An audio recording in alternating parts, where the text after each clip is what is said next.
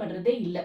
So நம்ம இந்த breast feeding வீக்கோட தீமே வந்து sustainable start in life and continues breast feeding வந்து அம்மா கொடுக்கறதுக்கு ஒரு சோஷியல் சப்போர்ட்டை வந்து நம்ம உண்டாக்கணும் அப்படின்றது தான். ஸோ நீங்கள் ரொம்ப நல்லா ஆல் இண்டியா ரேடியோவில் ஒரு வாரமாகவே இதோட இது கொடுத்துட்ருக்கீங்க.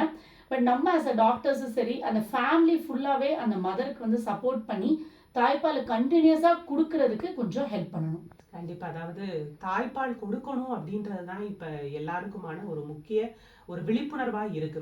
ஏன்னா நெறைய பேர் வந்து வேலை காரணமாகவோ, இல்ல வந்து கால சூழ்நிலை காரணமாகவோ, அத வந்து ஒரு காரணிகளாக சொல்லாமல், இல்ல கண்டிப்பா என்னோட குழந்தைக்கு இந்த தாய்ப்பால நான் உறுதியா கொடுக்கணும். குறைந்தது 6 மாத காலமாவது கொடுக்கணும் அப்படின்ற ஒரு விழிப்புணர்வை ஏற்படுத்தணும் அப்படின்றதுக்காக தான் இந்த தாய்ப்பால் வார விழா அப்படின்ற ஒரு கொண்டாட்டம் போயிட்டு இருக்கு. இப்ப தாய்ப்பால் அப்படின்னு சொல்லும்போது, குழந்தை பிறந்த உடனேயே கொடுக்கிற அந்த முதல் சீம்பால்னு சொல்லுவாங்க. இல்ல அதுக்கு பேரு இந்த கொலஸ்ட்ரம். அந்த கொலஸ்ட்ரம்ன்றது நம்ம என்ன தெரிஞ்சுக்கணும்னா, குழந்தைக்கு முதல் 2 நாள், அதாவது 48 மணி நேரம் வந்து இந்த சீம்பால்ன்ற கொலஸ்ட்ரம் தான் வரும்.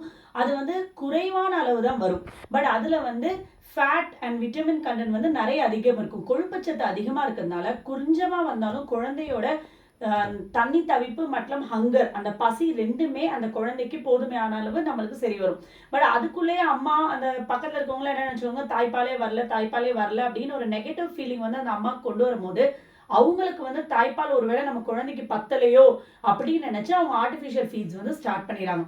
ஸோ அம்மாவும் புதுசு குழந்தையும் புதுசுன்ற போது நம்ம கொஞ்சம் அவங்களுக்கு ஹெல்ப் பண்ணி அவங்கள சப்போர்ட் பண்ணி சீம்பால் வந்து குழந்தைக்கு தேவையான ஊட்டச்சத்தை கண்டிப்பா கொடுக்குது. 3வது நாள் 4வது நாள் அவங்களுக்கு அளவுக்கு அதிகமாவே தாய்ப்பால் வந்து சுரக்கும் அப்படின்றத நம்ம தான் என்ஷூர் பண்ணணும் அவங்களுக்கு. இப்ப பிறந்த குழந்தைகளுக்கு வந்து நம்ம தாய்ப்பால் கொடுக்கணும் அப்படின்றத அறிவுறுத்துறீங்க டாக்டர். அதே சமயம் எவ்வளவு கால இடைவெளி? ஏன்னா சில பேர் சொல்லுவாங்க, குழந்தை தூங்கிட்டே இருக்கு, எப்படி நான் கொடுக்கறது அப்படின்ற ஒரு சந்தேகம் இருக்கு. அப்படி இருக்கும்போது கண்டிப்பா நம்ம தாய்ப்பால் அப்படின்றத எந்த அளவுக்கு கால இடைவெளி விட்டு கொடுக்கணும்? ஸோ எக்ஸ்க்ளூசிவ் பிரெஸ்ட் ஃபீடிங், அதாவது தாய்ப்பால் மட்டுமே அந்த குழந்தைக்கு கொடுக்கும் தருணத்தில் நம்ம மார்னிங் ஃபீட்ஸ் காலையில் நேரத்தில் ஒரு 6லேருந்து 7 தடவை கொடுக்கலாம். ஒரு டிமாண்ட் ஃபீடிங்காக கொடுக்கலாம். குழந்தை அழுதோனே கொடுக்கலாம். அட்லீஸ்ட் ஒரு 2-3 மணி நேரத்துக்கு ஒரு தடவை கேப்பில் கொடுக்கலாம். நைட்டில் வந்து மினிமம் ஒரு 2 to 3 ஃபீட்ஸ் ஆகுது கொடுக்குற மாதிரி இருக்கும். இதுதான் நம்ம எக்ஸ்க்ளூசிவ் பிரெஸ்ட் ஃபீடிங்னு சொல்கிறோம். அப்படின்னா தண்ணி கூட குழந்தைக்கு வந்து எக்ஸ்ட்ரா தேவையில்லை. ஏன்னா தாய்ப்பாலே வந்து 90% தண்ணி மட்டும்தான் இருக்குது. 10% மித்த ஊட்டச்சத்துக்கள் இருக்குது. ஸோ நீங்கள் அந்த தாய்ப்பாலுக்கு பதிலாக அந்த தண்ணி கொடுத்தீங்கன்னா அந்த அமௌண்ட் ஆஃப் தாய்ப்பால் வந்து குழந்தை குடிக்காது.